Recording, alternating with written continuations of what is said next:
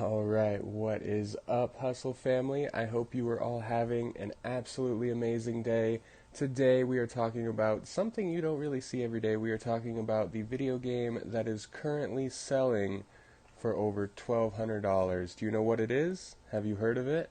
Let's get to it.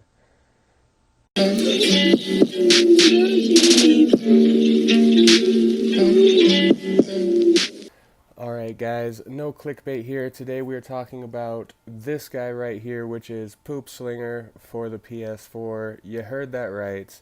We are talking about Poop Slinger for the PS4, and we are trying to figure out why on earth it is selling for this absolutely absurd amount of money. Before we get into it, guys, show some love. Hit that subscribe button, as we are always trying to put out free, either educational or entertaining content for you.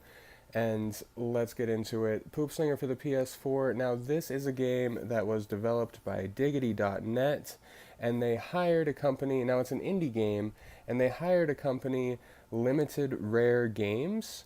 Now, this is sole proprietorship, in which this was the first release that Limited Rare Games would do with the developer Diggity.net and would do in general. What they did, or what this individual did essentially, is bankrupt his company, and we're going to tell you why. To partner with Diggity.net, Sony has a minimum release of a game on PS4. You know, for the hard copy, you have to release at least 1,000 copies, or you have to print a minimum of 1,000 copies. So this individual, in his sole proprietorship, Limited Rare Games, he went to his bank and he took out a loan and said, hey, I want to aid this developer and I want to run the printing or the publishing for them and get this game out to the masses on PlayStation 4.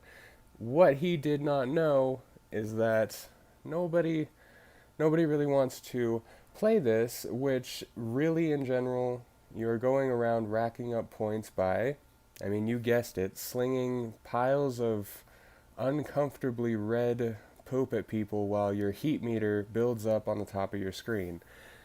You know, not so much surprise, it doesn't sell very much on Steam for $4.99, and at the $39.99 launch price, it didn't do very well either. In fact, it did so poorly, it only sold 84 copies. Out of the 1,000 copies that the loan was taken out by this company to print and release, they ran the one-day sale limited launch release, as a lot of games do. A lot of developers will do a limited one-day launch of their game. They will release so many copies, and they will keep so many copies in-house for themselves.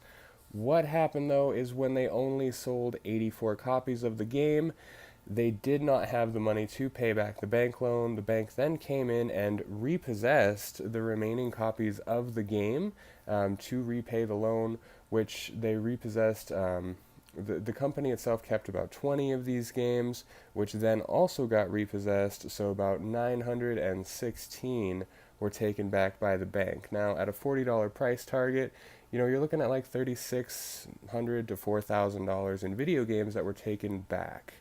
Now, these 84 copies were put basically on pause for a few weeks, but when they did show up, these 84 individuals now had in their hands, or in their mailbox rather, the rarest PlayStation 4 game ever. Well, ever, at least in existence currently. And with some of these people not knowing about that, you know, I'd say probably at least 20 or 30 of those got opened, got put in the PS4. So there's probably 50, maybe 60 of these unopened games floating around, you know, and if you find one, that is some holy grail material, because like I said, they're selling for $1,200 and up. And the price is only going to go up. If you look about a month ago, they were selling between $500 and $900, and the most recent one selling for over $1,200. Now, Limited Rare Games was most likely going to run into problems anyways. As you can see, their logo looked eerily similar to an established company, Limited Run Games. I mean, look at those logos, guys. They look eerily similar, and that is a huge, huge no-no. So while Limited Rare Games was probably going to have issues down the road anyways, they did not have a promising start to begin with.